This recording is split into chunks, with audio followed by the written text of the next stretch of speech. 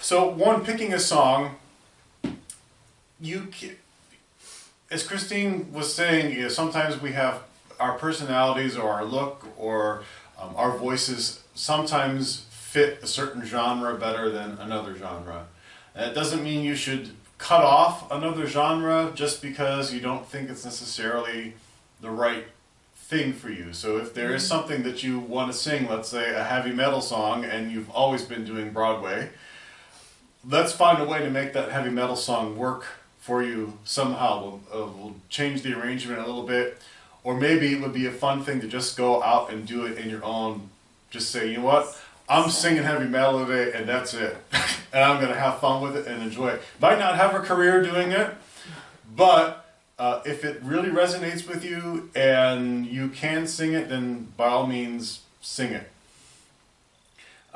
You have to pick songs that that move you in some way, that have a personal meaning for you, ideally. Yes, you can learn songs that your voice teacher assigned you, and hopefully if you hate the song and I suggested it, that you'll tell me and we'll find something else, because there's about 10 billion songs out there, and there are more being written every day, so you don't want to pick a song just because somebody said you should sing it. You know, you want to make it very personal. And you want to find a personal meaning behind the song, which is the segue into the next bit. So when you have picked out your song, it's a good idea to write it out or print out the lyrics, or have a printout of the lyrics, and look at where the thoughts are in the song, outside of the musical context. So actors have what's called beats. Beats are changes in thought. So if you have a, let's think of, I can think of it. So to be or not to be, that is the question.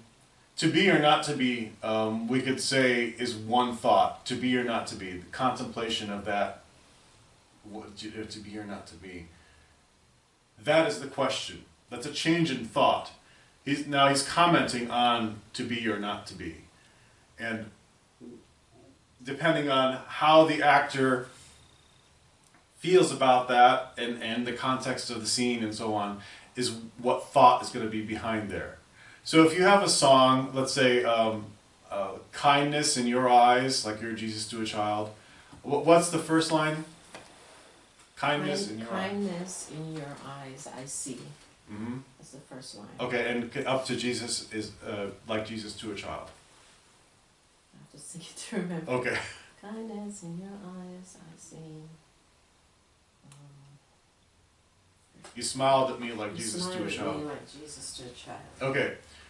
So if you were to, so kindness in your eyes could be one thought, for example. You smiled at me could be another thought, Mm-hmm. like Jesus to a child, because like Jesus to a child is commenting on you smiled at me. Mm-hmm. Kindness in your eyes, that's part of this, like how the smile was done. Mm-hmm.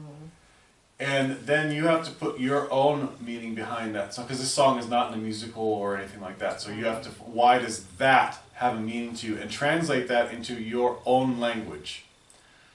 So we did this a little bit last week. Kindness in your eyes, you smiled at me like Jesus to a child. How would you translate that into your language?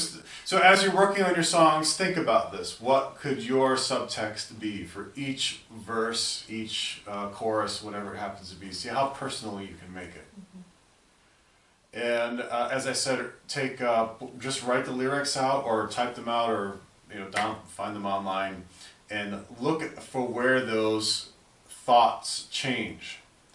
And then rehearse the song without music.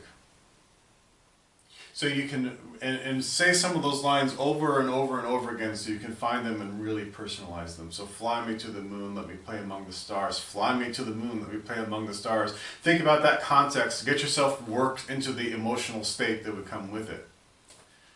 And that will help with lyric memorization, if you ever are struggling with lyric memorization. And that will help, again, make you more expressive and connect to the audience. Alright, so that's all I have to say about that.